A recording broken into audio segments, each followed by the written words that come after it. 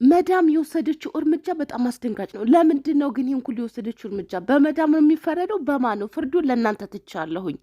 በመጨረሻ ሽንት ቤት ነው ካሜራ ደብቃ ያስቀመጠችው። ሁሉንም ነገር ደረሰችበት። ከደረሰችበት በኋላ የወሰደችውን እርምጃ እምነግራችሁናል በዚህ ቪዲዮ። በተለይም ደግሞ በመዳም ቤት ያላችሁ እህቶች ይጠቅማችኋል የምለውን ወሳኝ ነገር ወደ ኢትዮጵያ ስትሄዱ በሻንጣ ውስጥ መያዝ የሌለባችሁ ወሳኝ ነገሮችን እነግራችኋለሁ። አሰራር ሁሉም ነገር እንደተቀየረ ታውቃላችሁ። እንደዚሁም ደግሞ ደሞዝን በተመለከተ አንዳንድ ሀሳቦችን አነሳለሁ ማለት ነው። እስከ መጨረሻው ድረስ አድምጡ። ላይክ የማታደርጉበት ችግራችሁ ምንድን ነው? ችግር የለውም አታድርጎን። የሀሳቤን ሁል ጊዜም ይጠቅማል የምለውን ነገር ማውራቴን እንደው አላቁምም። እናንተ ግርም የምትሉ ነገር ማለት ነው ላይክ የምትለዋን ነገር መጫን፣ ሰብስክራይብ ማድረግ እንዴት ይከብዳችኋል? እማይሆነውን የፕራንክ ምናምን የማይጠቅማችሁን ነገር ሄዳችሁ ቁጭ ብላችሁ ጊዜያችሁን ታቃጥላላችሁ። የሚጠቅማችሁን ነገር ግን የምናስተላልፍ እኛ ነን። ለምን? ህመሙን፣ ጉዳቱን፣ ልፋቱን ሁሉን ነገር የምናውቀው እኛ ስለሆነ። ገባችሁ? አንድ ሰው አሁን እግሬን ታመሚያለሁ ቢል ምሳሌ ነው የምነግራችሁ። እግሩን ያልታመመ ሰው አያውቀውም። እርቦኛል ቢል አንድ ሰው ራብን የማያውቅ ሰው ስለ ራብ አያውቅም። ያለው ሰው ነው የቆመበት ሰው ነው የሚረዳው። ስለ መዳም ቤትም ቢሆን የምናውቀው እኛ ያለንበት ነን እንጂ ሌላ ሰው ስለኛ ያውቃል ብዬ አላስብም። እና ከኛ በላይ የሚደጋገፍ ሰው የለም ልላችሁ ነው። እና ለማንኛውም ወደ ጉዳይ ነው ቀጥታ መገባው። ዛሬ ይዤላችሁ የመጣሁት ያው ብዙ ሀሳቦች ቢሆኑም በመጀመሪያው ግን አንዲት መዳም እንግዲህ ያደረገችውን ነገር በጣም ስላስገረመኝ የመዳሜቷ ስራ ሳይሆን የልጅቷ ስራ ነው በጣም ያስገረመኝ። እናንተ ፍረዱ፣ እናንተ ሰምታችሁ ፍረዱ። ምንድን ነው የተካሄደው? ልጅቷ እንግዲህ አዲስ የመጣች ልጅ ናት። ሁልጊዜ ሴትየዋ ሻወር ውሰጅ ትላታለች። ሻወር ውሰጅ ስትላት ሁልጊዜ ሽንት ቤት እየገባች ስልኳን ይዛ ገብታ ቁጭ ብላ ከሽንት ቤት ትወጣለች። ሴትዮዋን በጣም በዚህ ነገር ትገረምና ምንድነው የምታደርገው? ውሃ ትከፍትና ሽንት ቤት ቁጭ ብላ ከዛ ትወጣባታለች። እንደዚያ ተደጋጋሚ ይሄ ነገር ሻወር እየወሰደች አታያትም። ሽንት ቤት ካሜራ ድብቅ ታደርግና ከዚያ ሄጂ ሻወር ወሰጅ ስትላት እንደለመደችው ሻወር ውሃውን ከፍታ ቁጭ ትልና ከዛም በኋላ ሴትዮዋ እየተከታተለቻት ነበረ። ከዛ በር ታንኳኳና ድንገት ታስከፍታታለች። ከገባች በኋላ ምንድነው ችግርሽ? ሻወር ማትወስጂው ምንድነው ብላ አማርኛ በደንብ ስለማትችል አስተርጓሚ አምጥታ በአስተርጓሚ ትጠይቃታለች።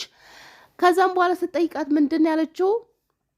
እኔ እዚህ ቤት የመጣሁት ሻወር ልወስድ ነው ወይስ ስራ ልሰራ ነው ብላ ነው መልስ የሰጠችው። እኔ በጣም ነው ያስገረመኝ። ማለት ይሄንን ራሱ ስሰማ ግርም ምን ያለኝ፣ እንደዚህ መልስ የሚሰጥ ራሱ አበሻ የለም። አስተርጓሚው ተንኮለኛ ሆና ካልሆነ በስተቀረ እንዴት እንደዚህ ትላለች? ሻወር ለራሷ ጥቅም ነው። ሻወር ካልወሰደች ንጽህናዋን ካልጠበቀች ታዲያ ምን ትሰራለች? መዳም ጋር መዳም ወዲያውን የመለሰቻት መዳም እንደውም ከዚህ በኋላ አበሾች ንጽህና የላቸውም ጥሩ ሰዎች አይደሉም ብላ ከዚህ በኋላ እንደውም አልቀጥረም ሆላ ብላለች። የሚገርማቸው ነገር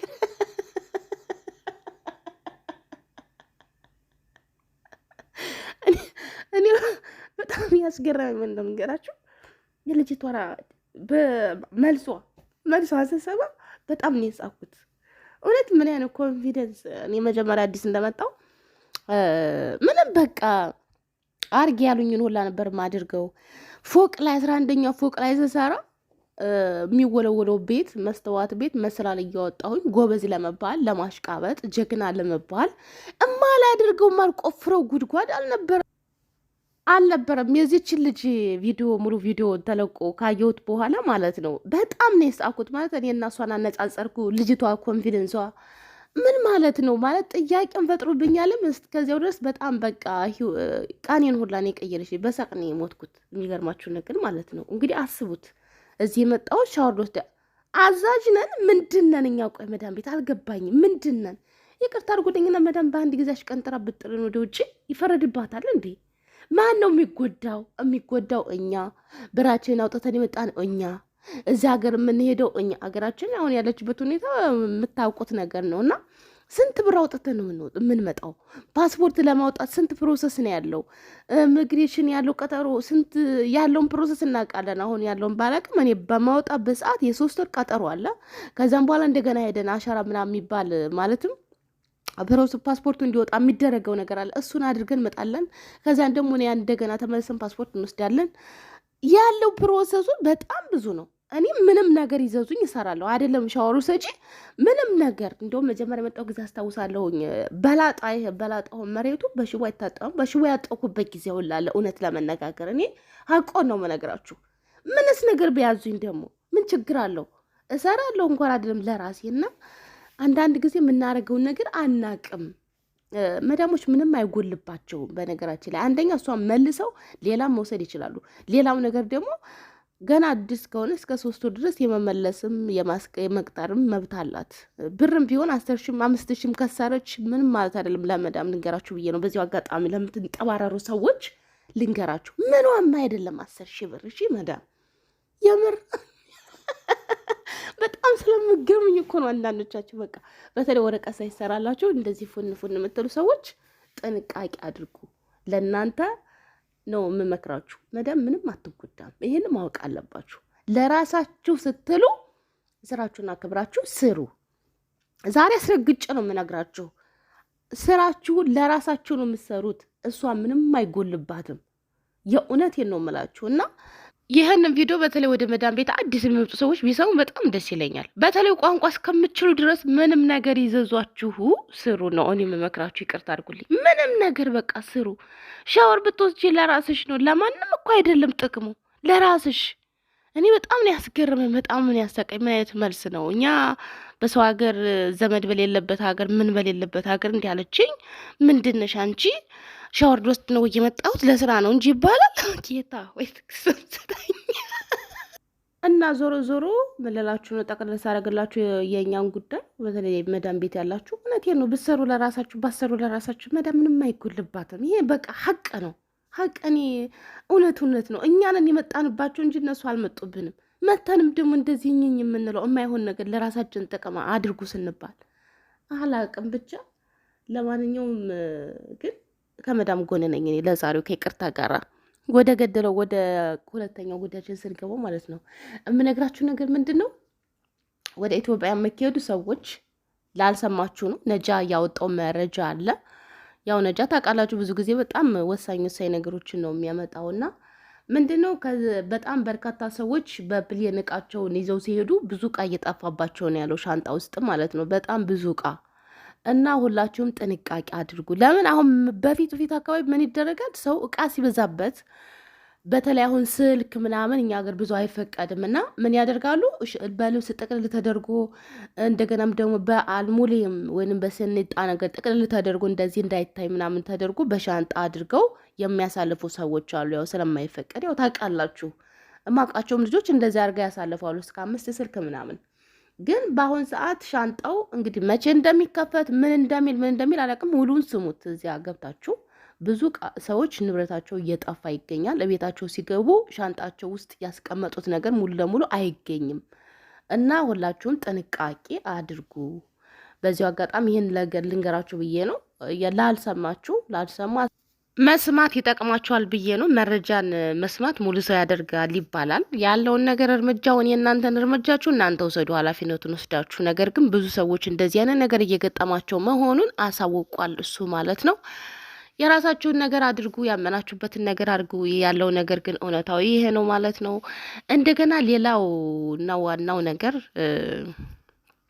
በዚሁ አጋጣሚ ማንሳት የምፈልገው ነገር ምንድን ነው፣ እውነት ለመነጋገር ስለዚህ አላወራም ብዬ ነበረ ግን ውስጤ ለምንድን ነው አውሪ ይለኛል። እኔ ደግሞ በቃ ማውራት አልፈልግም። ምክንያቱም ምንም መፍትሄ የሌለው ነገር ተወርቶበት ምን ያደርጋል።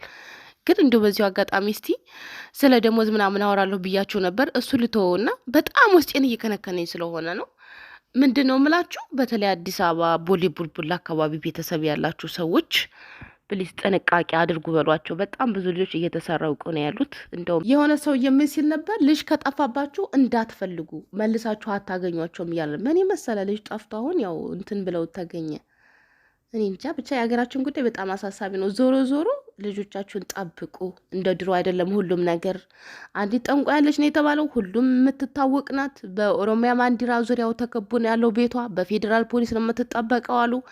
ቪዲዮ ለፈለጋችሁ ሰዎች እልክላችኋለሁ። እኔ እዚህ ጋር ማንጣት ስላልፈለግኩኝ ነው። በጣም ብዙ ሰዎች ተቀባብለውታል ዞሮ እና እኔ የሰው ቪዲዮ እዚህ ጋር ማውጣት አልፈለግኩም። ግን እውነት ለመነጋገር ባመጣና ከነሱ ከአንደበታቸው ካዩ ሰዎች እዚያው አካባቢ ቤቷንም ሁሉንም ነገር አምጥተው አሳይተዋል። ህዝብ መንግስት ያውቃታል። በመንግስት እየተጠበቀች ነው ያለችው። ለእሷ ነው የሚሰጡት ልጆቹ ማለት ነው። እሷ ጋር ለግብር ነው የሚቀርቡት። ብቻ በጣም ነው የሚያሳዝነው። ሀገራችን ላይ መንግስት እያወቀው በመንግስት ደረጃ ታዋቂ ሆና ህጻናቶች እንደዚህ እየተወሰዱ እንደዚህ ብሎ ማውራት በራሱ ይዘገንናል። ነገር ግን ያለው ነገር ይሄ ነው። ልጆቻችሁን ጠብቁ። ለነገሩ ልጅ እየጠፋ ነው። ልጅ ብቻ አይደለም ብዙ ሰው እየጠፋ ነው። አድራሻቸው የሚጠፋው ለካ ለዚህ ነው ያልኩት። በጣም ውስጤን ስለከነከነኝ ነው እንጂ ማውራት አልፈልግም በዚህ ጉዳይ። ምክንያቱም ምንም በቃ ሀገራችን ላይ ያልሆነ እና የማይደረግ ነገር የለም። በዚህ ደረጃ ግን በመንግስት እየተጠበቀች በመንግስት ከለላ ተደርጎላት ህፃናት ሰው እኮ ነው፣ በግ ፍየል አይደለም። በእውነት እየተወሰደ ያለው የሰው ልጅ ነው ለእሷ እየቀረበላት ያለውና በጣም ያሳዝናል። ሁላችሁም በየሃይማኖታችሁ ጸሎት አድርጉ፣ ልጆቻችሁን ጠብቁ።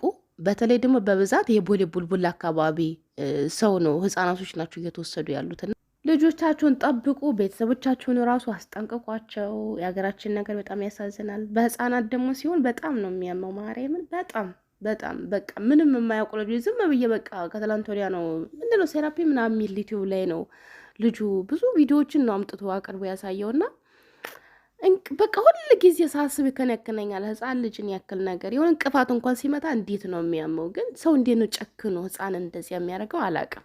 እኔ አሁን እንደዚህ ስነግራችሁ በቃ የሆነ ቀለል ያለ ነገር ይመስላችኋል አይደለ? ከሰዎቹ ደግሞ ከአንደበታቸው ብሰማ ማለት ነው ግብግብ ነው የምትሉት። በቃ አገሪያችን የት ሄደች? ኢትዮጵያ የት ሄደች ትላላችሁ። ጥያቄ ይፈጥርባችኋል።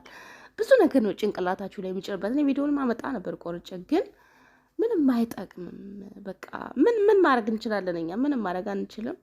ዞሮ የሚሻለው ነገር መጠበቅ ነው። ልጆችን አለመልቀቅ፣ ትምህርት ቤትም ሲሄዱ ተከትሎ መሄድ፣ ይሄ የተሻለ ነው ብዬ አስባለሁ። ፈጣሪ ሀገራችንን ሰላም ያርግልን። እናት የሀገራችንን ሰላም ያሳየን ነው ምሎ። በየላችሁበት ሰላማችሁ ይብዛልኝ። ቻው